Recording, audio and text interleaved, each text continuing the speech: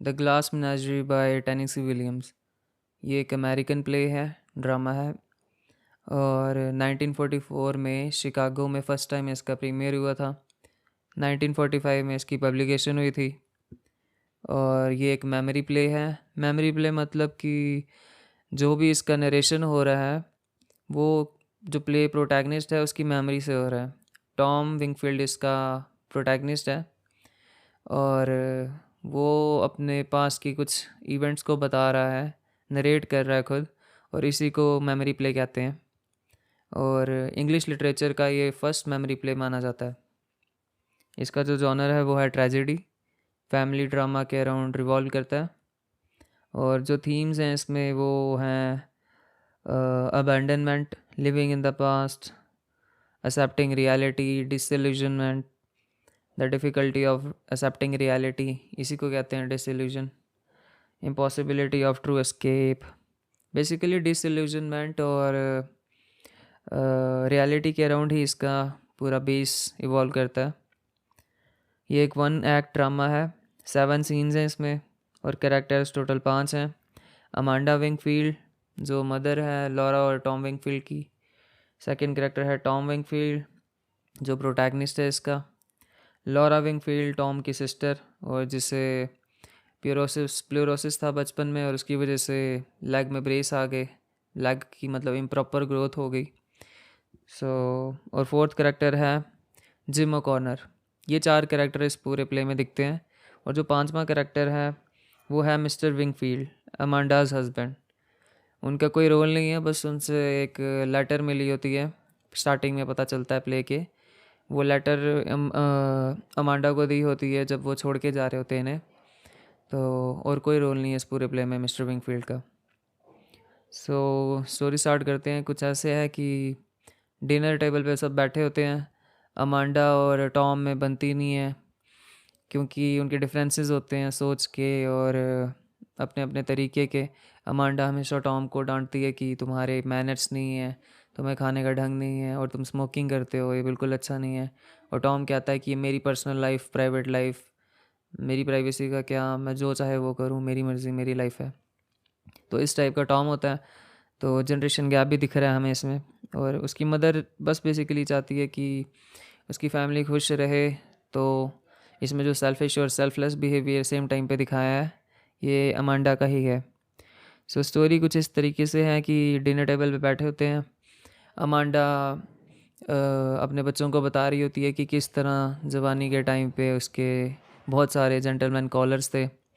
और gentleman callers मतलब date, मतलब बहुत बॉयफ्रेंड्स थे उसके, लड़कों की लाइन लगी थी उसके पीछे। और अमांडा होप करती है कि काश लॉरा के साथ भी ऐसा होता, बट लॉरा के साथ ऐसा नहीं हो पाता क्योंकि लॉरा ने अपनी बीमारी की वजह से अपने आप को इन्फीरियॉरिटी कॉम्प्लेक्स में रखा होता है। अब ये इन्फीरियॉरिटी कॉम्प्लेक्स क्या है? बेसिकली लॉरा को बचपन में प्लेरोसिस हुआ होता है। ये एक रेस्पिरेटरी बीमारी है। तो उससे क्या होता है कि उसका एक साइड इफ़ेक्ट आगे चल के आता है उसकी बॉडी में। उससे उसकी एक लेग में इम्प्रॉपर ग्रोथ हो जाती है। तो एक लेग नॉर्मल ग्रोथ हो रही होती है और एक लेग में इम्प्रॉपर ग्रोथ। तो उसकी वजह से उसे लेग में ब्रेसेस लगाने पड़ते हैं। तो एक लेग ब्रेस के साथ वो चलती है। तो इस वजह से उसमें इनसिक्योरिटी और अपने आप को कमज़ोर समझना, ये सब बातें आ जाती हैं उसके दिमाग में कि मैं इन्फीरियर हूँ बाकी लोगों से। तो यही होता है इन्फीरियरिटी कम्प्लेक्स। तो इस वजह से लॉरा के कई बॉयफ्रेंड्स नहीं होते, वो अकेली रहती है, हालांकि वो बहुत ब्यूटीफुल होती है। सो अमांडा को पता चलता है, वो खाना खाते हैं और उसे पता चलता है डिनर के बाद कि लॉरा ने बिज़नेस क्लासेस और बिज़नेस कॉलेज जो था, जो अमांडा ने ज्वाइन करवाया था लॉरा को, वहाँ से वो उन क्लासेस को बंक करती है, वो उसने छोड़ दिया है। तो उसे रीज़न पता चलता है कि इसलिए उसने छोड़ा है लॉरा ने, क्योंकि वो शाय थी, उसे इनसिक्योरिटी थी, वहाँ पे टाइपिंग क्लासेस होती थी और वो नहीं करना चाहती थी। तो क्लासेस बंक करके वो कभी मूवीज़ देखने, कभी ज़ू, कभी बाहर अकेले घूमने चले जाती थी।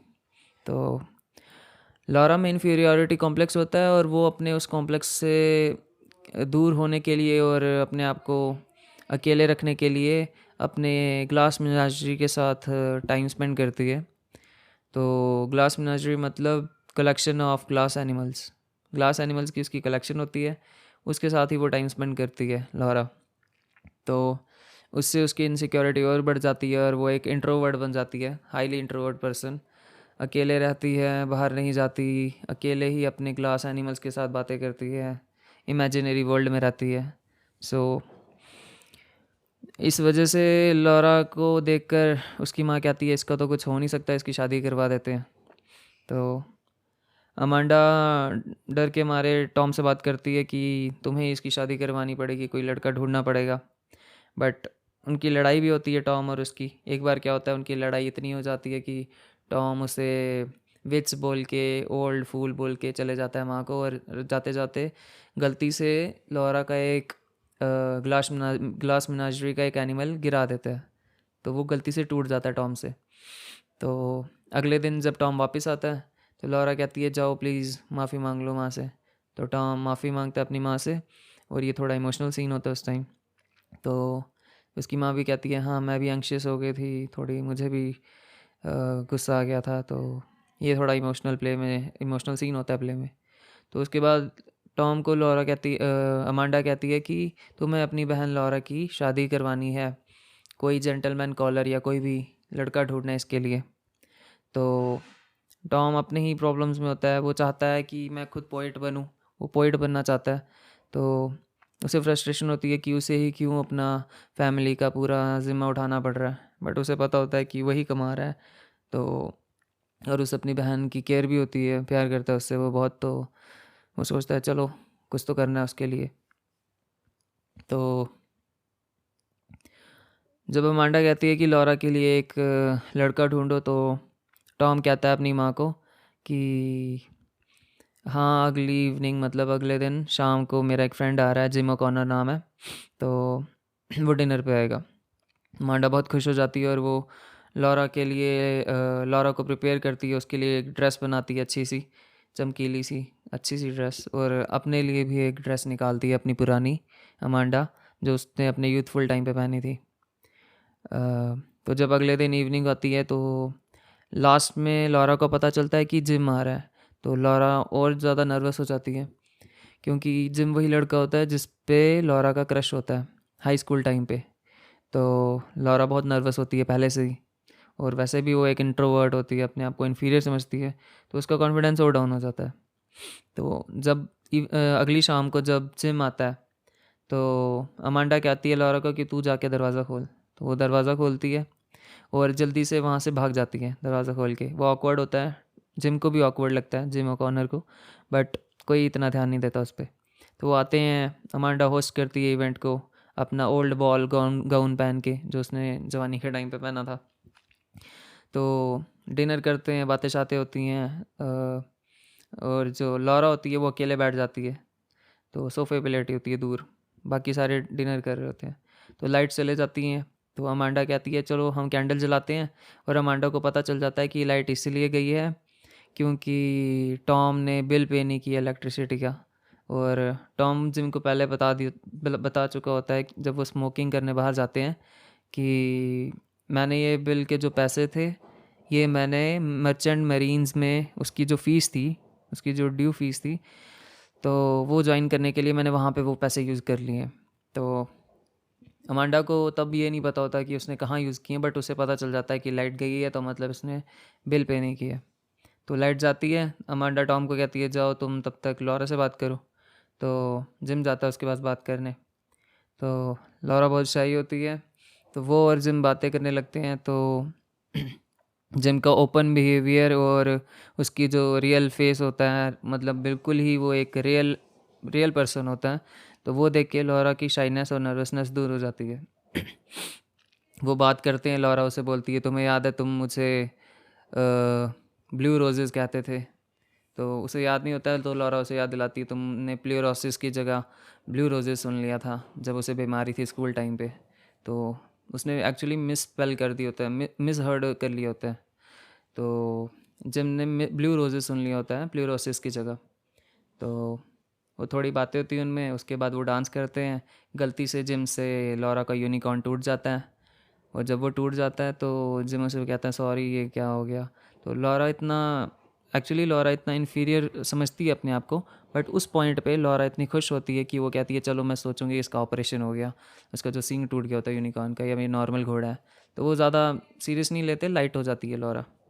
तो ये एक पॉजिटिव साइन आ रहा होता है उस टाइम। बट उसके बाद क्या होता है, डांस वो जब करते हैं और आगे उनके बीच में केमिस्ट्री बढ़ती है, तो उनके बीच में एक किस होता है।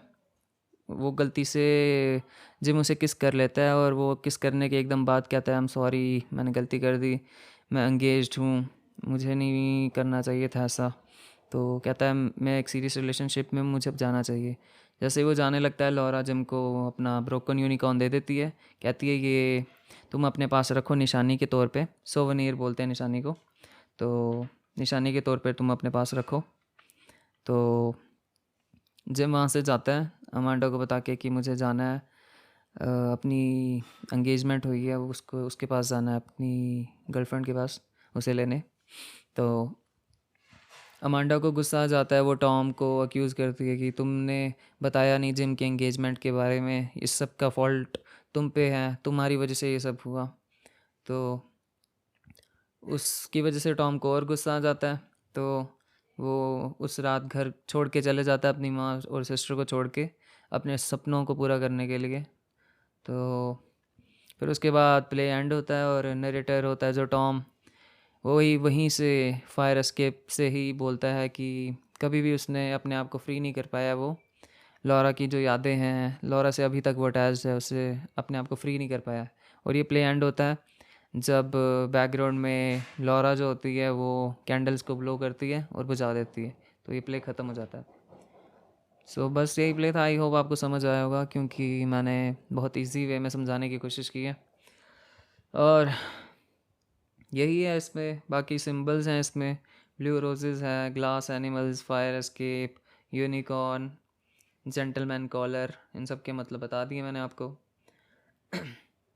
और जब ये एक और चीज़ है, जब ये टॉम ये स्टोरी सुना रहा होता है नरेटर, तो वो ये भी कहता है कि शायद ये कुछ इवेंट्स पास्ट की एक्यूरेट ना हो, मैं अपनी मेमोरी से सुना रहा हूँ। और दूसरी चीज़ ये कि टॉम अब एक मर्चेंट मरीन का मेंबर है, उसने ज्वाइन कर ली होती है, और वो एस्पायरिंग पोइट भी होता है। इन दोनों चीज़ों में इंटरेस्ट होता है।